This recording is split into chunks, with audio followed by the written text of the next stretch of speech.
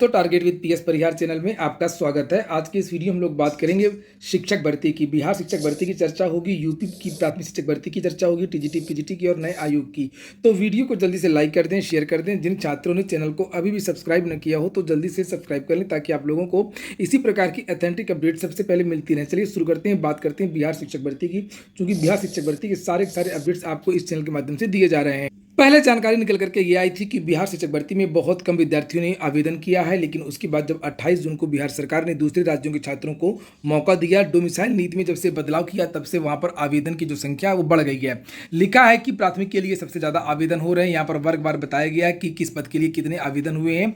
यहाँ पर लिखा है कि जो पद हैं वो 79,943 प्राथमिक के पद भर्ती हो रही है, माध्यमिक के पद हैं 32,916 और उच्च माध्यमिक के हैं 57,600। 1,70,000 पदों के सापेक्ष अभी तक 2,45,000 से अधिक छात्रों ने रजिस्ट्रेशन करवाया है। और यहाँ पर नीचे लिखा है कि प्राथमिक के लिए ये देखिए लिखा है, इसमें 1,53,000 से अधिक अभ्यर्थियों ने कक्षा 1 से 5वीं तक के लिए आवेदन किया है। तो 79,000 पदों के सापेक्ष 1,53,000, लगभग दोगुना विद्यार्थियों ने आवेदन प्राइमरी के लिए किया है। उम्मीद जताई जा रही है कि इसमें अभी तक टोटल भर्ती में 5 लाख आवेदन हो सकते हैं।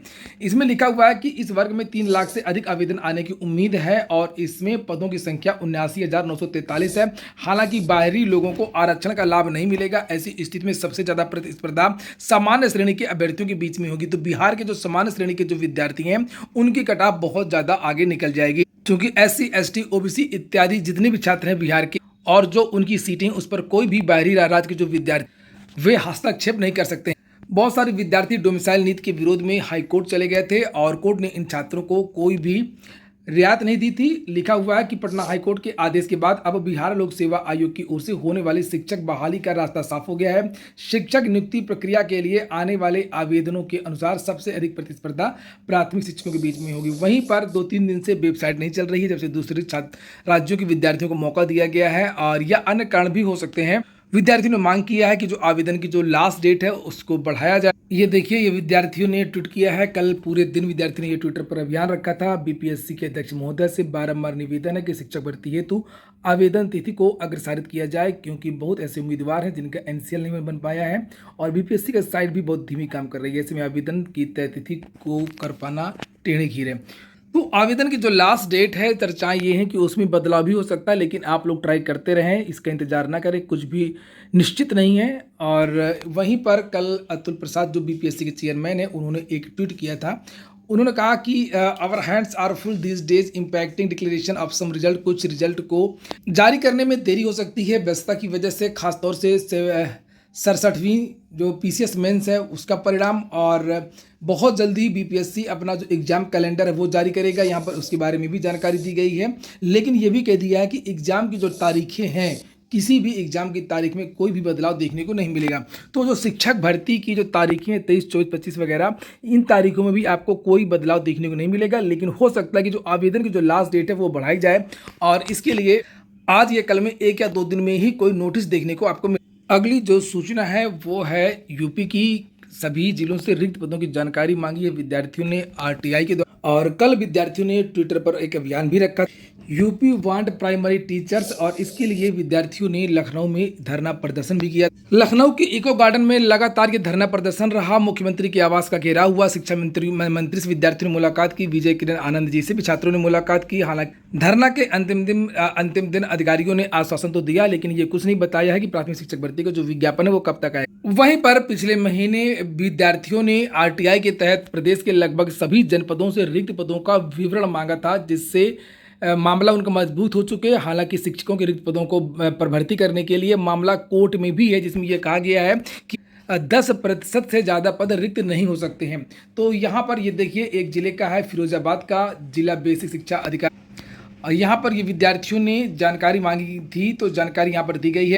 ये देखिए लिखा कि जनपद में कुल 1829 परिषदीय प्राथमिक उच्च प्राथमिक विद्यालय संचालित हैं। सूची प्राप्त करने हेतु कुल 92 पृष्ठों की छायाप्रति कराने हेतु धनराशि 184 रुपये उपलब्ध कराने का कष्ट करें। अब नीचे यहाँ पर बताया गया है कि कितने पद सृजित हैं और कितने पद रिक्त हैं। तो जो रिक्त पद हैं, हमको उनको देखना है। फिलहाल अगर हम लोग सृजित पद देखना चाहते हैं तो देख सकते हैं, यहाँ पर केवल प्राथमिक से मतलब है, क्योंकि उच्च प्राथमिक में तो प्रमोशन से भर्तियां होती हैं। लिखा है कि प्रधानाध्यापक के प्राथमिक विद्यालयों में 159 पद और 4,919 पद सृजित हैं। इनमें से रिक्त पद कितने हैं? देखिए 4919 में यहाँ पर रिक्त पदों के बारे में जानकारी दी गई है कि 1926 सहायक अध्यापक के पद रिक्त हैं। ये देखिए इन पदों के सापेक्ष ये पद रिक्त है। और यही जो विद्यार्थी हैं, ये जो पूरा का पूरा जो डाटा होगा वो ऑफिशियल डाटा होगा। तो ये जो जानकारी दी गई थी कि 24 जून को जानकारी दी गई थी। एक और जिले का यहाँ पर विवरण है, आरटीआई का आ गया है। धीरे धीरे सभी जिलों का जो विवरण है वो प्राप्त हो जाएगा। 22 जून का ये विवरण है, वो 24 का था, ये 22 जून का है। और ये बलरामपुर का था, और ये वाला जो आपका डाटा है वो फिरोजाबाद का है। तो बलरामपुर का अगर हम लोग देखें कि कितने पद रिक्त हैं, वहाँ पर तो 1926 से लगभग 2000 पद उस जिले में रिक्त थे। और इस जिले की अगर हम लोग बात करें तो यहाँ पर देखिए लिखा है सहायक अध्यापक प्राथमिक बलरामपुर में सृजित पद हैं 4739। प्रत्येक जिले में लगभग ऐसे ही पद हैं, और इसमें 4739 हैं सृजित पद, उसमें कुछ 4900 समथिंग था। तो यहाँ पर वहाँ पर 1926 रिक्त पद हैं और यहाँ पर 2488 हैं। तो प्रत्येक जिले में इसी तरीके का जो डाटा है, किसी में 2000, किसी में 1500, किसी में 2500, इस तरीके के जो पद हैं वो प्रत्येक जिले में रिक्त हैं। आप यहीं से जोड़ लीजिए कि उत्तर प्रदेश में 75 जिले हैं, तो कितने पद रिक्त हो सकते हैं।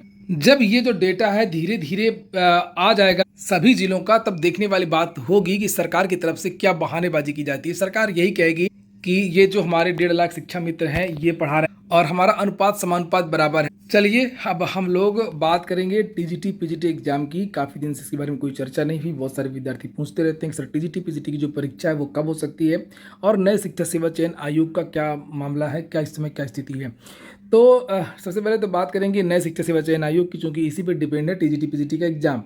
तो नए शिक्षा सेवा चयन आयोग के बारे में अभी अधिकारियों से वार्ता हुई है 2-3 दिन पहले। उनकी तरफ से ये आश्वासन दिया गया है कि आप लोग धरना प्रदर्शन वगैरह मत दीजिए, और नए आयोग पर लगातार काम हो रहा है। जुलाई के महीने में ही इसका गठन हो जाएगा। तो ये उम्मीद है कि जुलाई के लास्ट वीक में ये अनुमोदित हो सकती है कैबिनेट के द्वारा।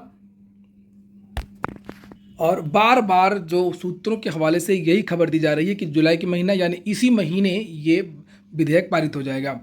तो वहीं पर अगर हम लोग टीजीटी पीजीटी एग्ज़ाम की बात करें तो टीजीटी पीजीटी का एग्ज़ाम इस साल होना अब मुश्किल है, क्योंकि अगर जुलाई के महीने में कैबिनेट ने इसके प्रस्ताव पर मोहर लगा भी दिया तो जो बाकी की औपचारिकताएं हैं सदस्यों को लेकर के, चेयरमैन को लेकर के, कर्मचारी को लेकर के, परीक्षा एजेंसियों को लेकर के, तो उसमें अभी समय लगेगा कम से कम 3 से 4 महीने का। उसके बाद में फिर परीक्षा कैलेंडर जारी होगा, और इस हिसाब से ये जो परीक्षा है आपकी वो फरवरी या मार्च के महीने में हो सकती है, अगले वर्ष फरवरी 2024 या मार्च 2024। तो ठीक है दोस्तों, ये हो गया आज का वीडियो आपको अच्छा लगा हो, आपके काम का हो तो लाइक अवश्य कर दिया करें।